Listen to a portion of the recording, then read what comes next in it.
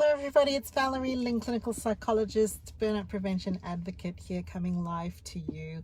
I've just been listening to a group of friends talking about the issue of resilience, and I'm very passionate about it, and reflected that this topic still means so much to me because I'm still so engaged in it. So hooray for that.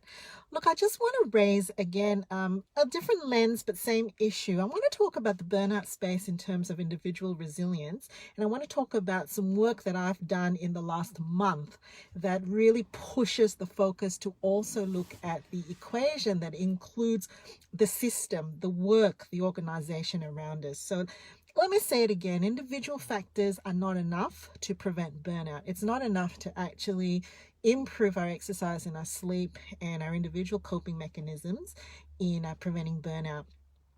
So in the last month, I've been really working in the space of investigating the organizational and work issues that come into it. So I want to talk a little bit, I've talked a bit in previous vlogs about the work factors, the 5 areas that we can really massage and negotiate in our work to increase the resources that we have in our work so that we're not experiencing the burn of burnout.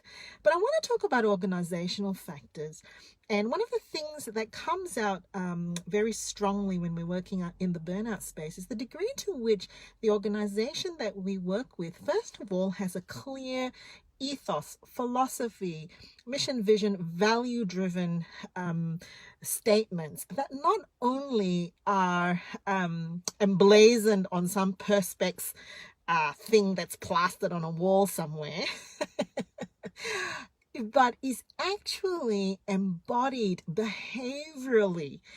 We can see that coming through in the way that the person at reception greets us, in the way that when you bring up a tricky conversation, the ethos and the philosophy of the organization that you work with shines through, and the degree to which stakeholders and leadership are willing to engage in conversations when that ethos, when those values are incongruent on the ground and in expression, right?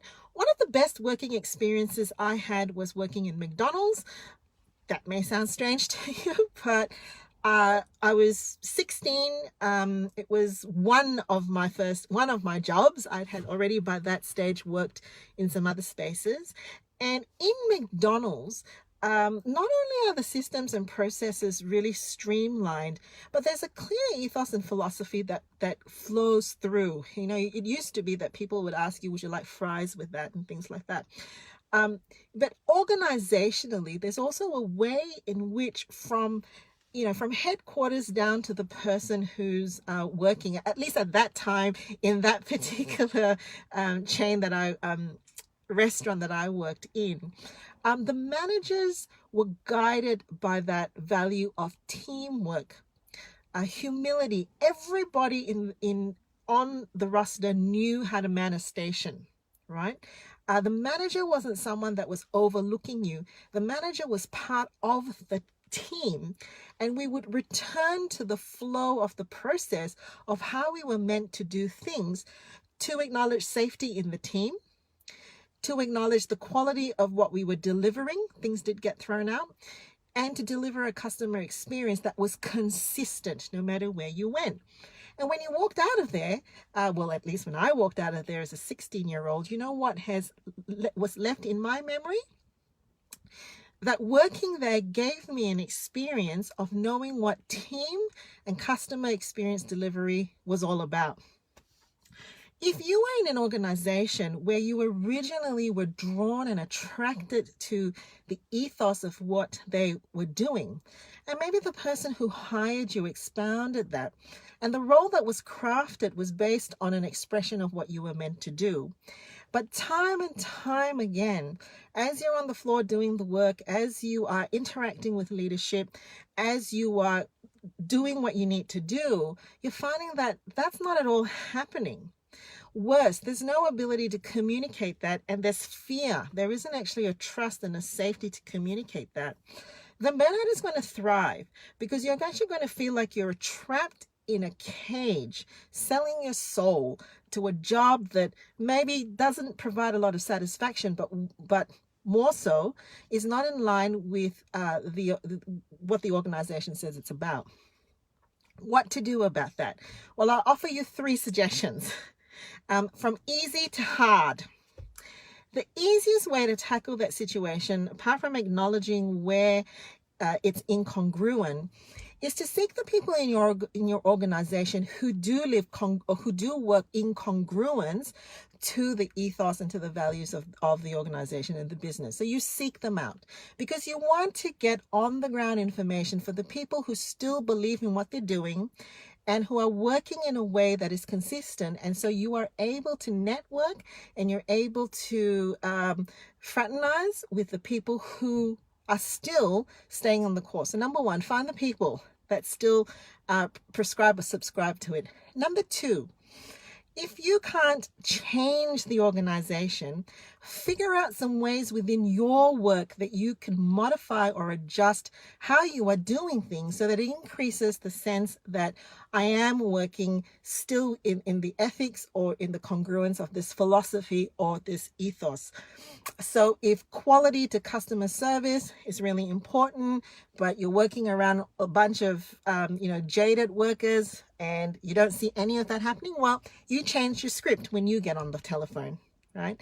And you encounter and embrace the experience that comes back from you. Number 1, number 2, number 3 is the harder one. Find the informal, if the formal channels of communication to leadership and stakeholders is fraught with danger, find the informal channels in another department, another rank of the leadership, side conversations or other offices. Find a place where you can not so much attack what is going on or feedback, but perhaps raise curiosity. What's it like in your department? What's it like in your role? What's it like in your job? How do you actually see us actually doing what we're supposed to be doing? Because that curiosity sparks conversations then for people to ignite within themselves a degree of insight, to be saying, oh, actually, that's a good point. I've been thinking about that as well. And these small conversations hopefully lead to larger conversations. All right, so organizational ethos, really, really important. Can you name what the ethos is of your workplace, and which are the bits of it that are really important and meaningful to you, and which of the bits are incongruent in terms of the work that you're given and leadership's mandate to you? Make the small changes and be the change.